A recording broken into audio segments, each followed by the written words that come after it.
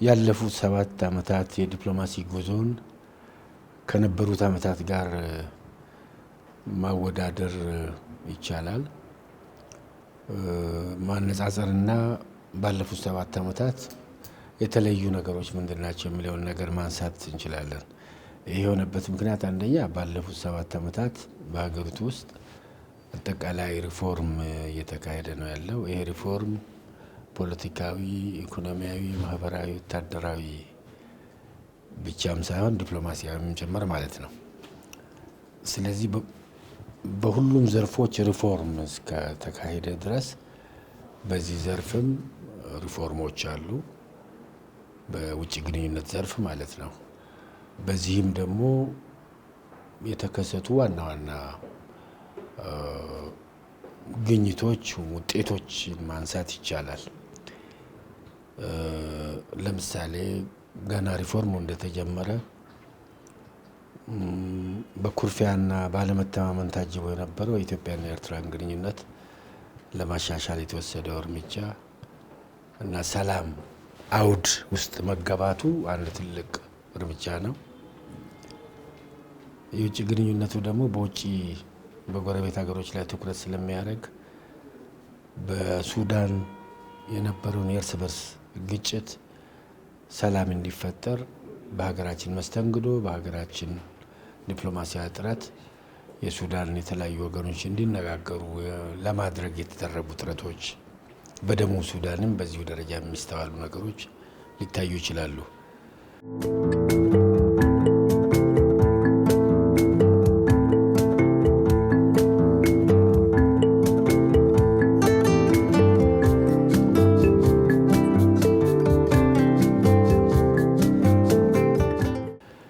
ምናልባት እንደ ትልቅ ነገር የሚታየው በህዳሴ ግድብ ዙሪያ የታችኛው ተፋሰስ ከሆኑት ሀገሮች በዋናነት በተለይ በግብጾች ተፈጥሮ የነበረውን ደንቃራ በተባበሩት መንግስታት ድርጅት የጸጥታ ጥበቃ ምክር ቤት በባይላተራል ደረጃ ደግሞ በብዙ ሀገሮች ዘንድ ተገቢ ያልሆነ ኢትዮጵያ ላይ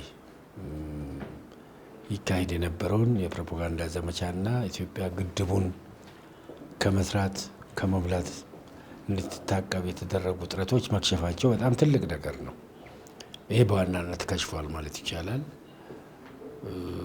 3ኛ ሙሌት ተደርጎ አሁን ግድቡ ወደ ፍጻሜ እየደረሰ ያለበት ሁኔታ ነው። ከጎረቤት ሀገሮችም ይሁን ከማንም ጋር ደግሞ አለመግባባት በሚፈጠርበት ጊዜ ወዲያው በፍጥነት እርምጃ ወስዶ ዲፕሎማሲያዊ በሆነ መንገድ የማስተካከሉ ነገር እንደዚሁ በዚሁ በሪፎርሙ መንፈስ የታየ ነው። ይህም ከሶማሊያ ጋር የነበረውን ግንኙነት የመለወጡ ነገር በአጭር ጊዜ ውስጥ የተደረገው ውጤት እንደ አንድ እንትን ይገኛል ማለት ነው።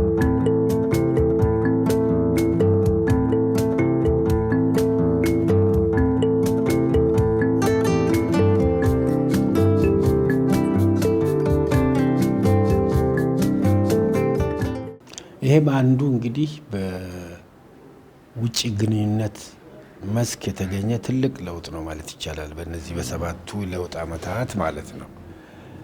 ብሪክስ እንደሚታወቀው ተጽዕኖ ፈጣሪ የሆኑ ሀገሮች በአባልነት ያሉበት፣ በኢኮኖሚም ከፍተኛ እድገት ደረጃ ያላቸው ሀገሮች በአባልነት የሚሳተፉበት ትልቅ አደረጃጀት ነው። ከብሪክስ ውስጥ በአባልነት መግባታችን በንግድ፣ በኢንቨስትመንት፣ በቱሪዝም፣ በቴክኖሎጂ ዝውውር በመሳሰሉት በሌሎችም መስኮች የምናደርገውን እንቅስቃሴ ያሰፋልናል ማለት ነው። ዓለም አቀፍ ተሰሚነታችንም እንዲጨምር ያደርጋል ማለት ነው። ከነዚህ ሀገሮች ጋር በመልቲላተራል ደረጃ በብሪክስ ማዕቀፍና ከብሪክስ ውጭ ደግሞ በባይላተራል ደረጃ በምናደርገው እንቅስቃሴ ብሔራዊ ጥቅማችንን በሚገባ ለማራመድ ይጠቅመናል ማለት ነውና የብሪክስ አባልነትም እንደ አንዱ የዚህ የሪፎርሙ ትልቅ ውጤት ተደርጎ የሚወሰን ነው።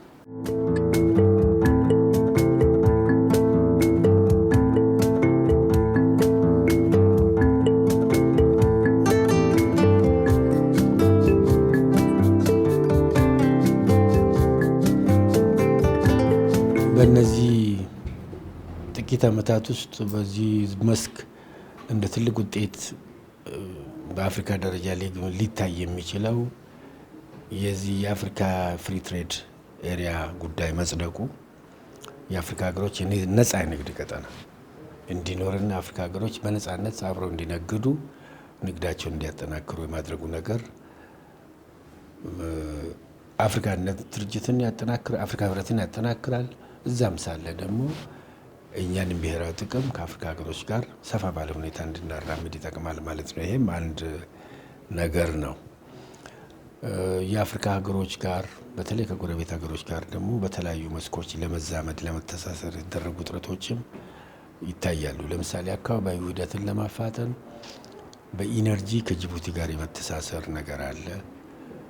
ከሱዳንም ጋር እንደዚሁ በተወሰነ ደረጃ፣ ከኬንያ ጋር በመንገድ እንደገና ተመልሶ በጅቡቲ ጋር በባቡር በመሳሰሉት የመተሳሰሩ ነገር ግሪን ሌጋሲ ቅድም እንደጠቀስ ነው ደግሞ እነዚህም ሀገሮች እንዲለማመዱት የማድረግና ልምድ የማካፈል ነገር አሁን በግብርና ምርት በተለይ በስንዴ ምርትም ኢትዮጵያ በአፍሪካ ደረጃ ጥሩ ውጤት ያስመዘገበችበት ዘመን ስለሆነ በዚህ መስክም የአፍሪካ ሀገሮች ተሞክሮ እንዲወስዱ የተደረገው ነገር እዚሁ ሳለ ደግሞ የኮሪደር ልማቱም ቀላል አይደለም።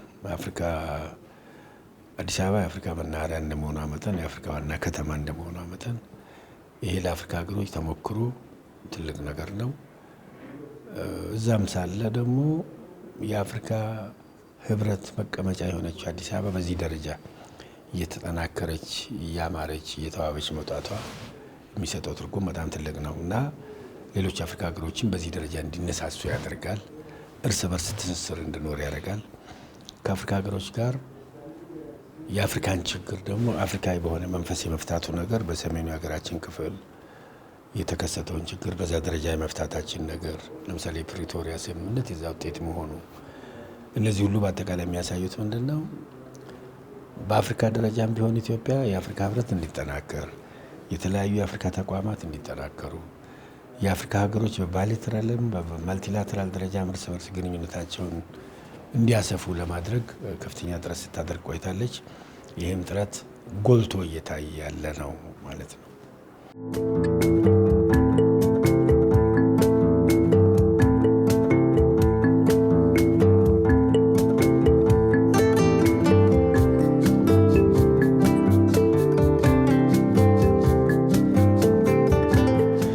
የባህር በር አስፈላጊነት በእውነቱ አጠያቂ አይደለም፣ ግልጽ ነው። አገሪቷ ኢምፖርት ኤክስፖርት እየጨመረ በሄደ ቁጥር ኢኮኖሚ ባደገ ቁጥር የባህር በርን የማስፋት የባህር በርን የመጠቀሙ ፍላጎትን በዛ ደረጃ ስለመጨመር የባህር በር አስፈላጊነት ኦብቪየስ ነው። በዓለም አቀፍ ሕግም ደግሞ ኢትዮጵያ የባህር አክሰስ እንዲኖራት የተረጋገጠ ነው። ይህን ደግሞ ለማግኘት ኢትዮጵያ በአካባቢዋ ካሉት ሀገሮች ጋር የባህር በር ካላቸው ጋር በሰጥቶ መቀበል መርህ በሰላማዊ መንገድ የባህር በርን ለማግኘት እያደረገችው ያለው ጥረትና ያደረገችው ጥረት ከሞላ ጎደል ዓለም አቀፍ ተሰሚነትና እውቅናን እየተሰጠው የሄደበት ሁኔታ ነው ያለው። ሌሎችም አዎ ይሄች ሀገር ኢትዮጵያ ማለት ነው እያደገች የመጣች ሀገር ናት። ለኢኮኖሚያዊ እድገት የኢትዮጵያ እድገት የአካባቢም እድገት ነው። የኢትዮጵያ ሰላም የአካባቢ ሰላም ነው። ለኢትዮጵያ እድገት መፋጠን ደግሞ አስተዋጽኦ የሚያደርገው የባህር በር ያስፈልጋታል የሚለውን ነገር ዓለም አቀፍ ህብረተሰብም እየተገነዘበ እየተቀበለ የሄደበት ሁኔታ ነው ያለው እና በዚህም ደረጃ ዲፕሎማሲው በሂደት ላይ ነው ያለው፣ ግን ውጤታማ ነው። ውጤት እያስገኘ ነው ማለት ይቻላል።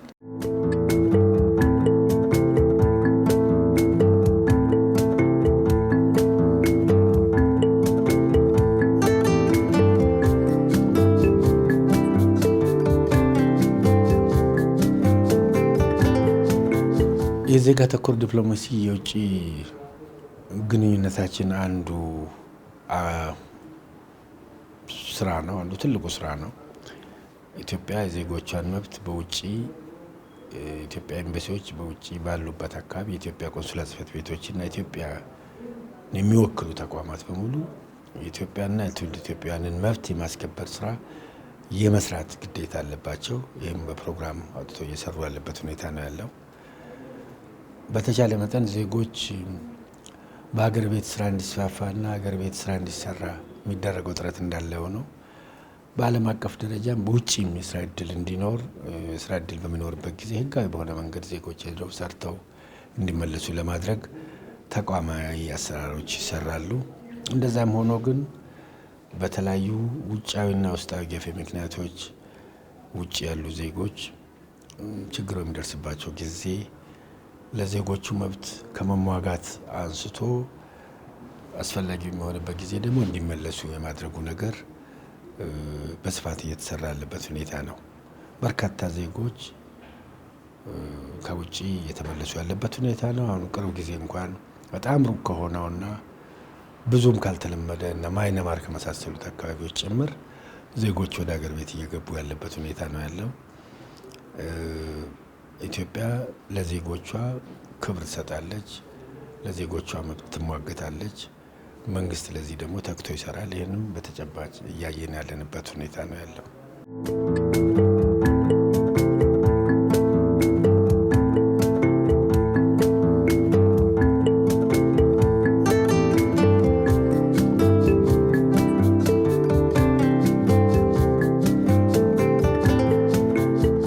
እንደዚህም ሆኖ ግን ተግዳሮቶች የሉም ማለት አይደለም። በሰባቱ ዓመታት ውስጥ ዲፕሎማሲ የምናካሄድበት አውድ፣ የውጭ ግንኙነት የምናካሄድበት አውድ በተለይ ጎረቤት አካባቢ ያለው ሁኔታ የተስተካከለ አይደለም። ግጭቶች አሉ በጎረቤት ሀገሮች፣ በሶማሊያ፣ በሱዳን፣ በሁለቱም ሱዳኖች ማለት ነው። እነዚህ ግጭቶች ደግሞ በኢትዮጵያ ላይ የሚያስከትሉት ተጽዕኖ አለ። በስደት መልክ ወደዚህ የሚመጡ ሰዎች አሉ። በጋዛ ደግሞ የተደረገው ግጭት ራሱ የሚፈጥረው ተጽዕኖ አለ። ራቅ ብሎ ደግሞ በዩክሬንና በሩሲያ መካከል የሚካሄደው ጦርነት ራሱ የፈጠረው ነገር አለ። እነዚህ ሳንጋዎች እያሉ ማለት ነው። ሌላም የተፈጥሮ ተግዳሮቶችም አሉ። ለምሳሌ የአየር ንብረት በአየር ንብረት ለውጥ ዙሪያ ምክንያት የድርቅ፣ የጎርፍ፣ የመሬት መንቀጥቀጥ ወዘተ እነዚህ ችግሮች ሁሉ እያሉ ነው። ኮቪድ-19 የሚባለውም ነገር የተከሰተው በዚህ ጊዜ ውስጥ ነው። እነዚህ ሁሉ እያሉ ነው። ለምሳሌ በሰሜኑ የሀገራችን ክፍል ተከስቶ የነበረውን ግጭት ሰላማዊ በሆነ መንገድ ለመፍታት የተደረገው እርምጃ አፍሪካዊ ችግር አፍሪካዊ መፍትሄ እንስጥ በሚል መፈክር ዙሪያ የተገኘው ስኬት በጣም ትልቅ ነበር ማለት ነው። ግሪን ሌጋሲ በምንለው በአረንጓዴ ልማትም ደረጃ ይህንን ደግሞ ለጎረቤት ለማካፈል ልምዱን ለመስጠት የተደረጉ ጥረቶች እነዚህ ሁሉ ሊጠቀሱ ይችላሉ። ተግዳሮቶችም ቢኖሩ በጎረቤት ሀገሮችም በዓለም አቀፍ ደረጃም ያለው ነባራዊ ሁኔታ የማይመችም ቢሆን ኢንፍሌሽን የመሳሰሉት የኑሮ ውድነት የመሳሰሉት ነገሮችም ቢኖሩ በዚህ ደረጃ በውጭ ግንኙነት በተቋም ደረጃም ሆነ በስራ ደረጃ የተደረጉት እንቅስቃሴዎች ውጤታማ እንደነበሩ ማየት ይቻላል ማለት ነው።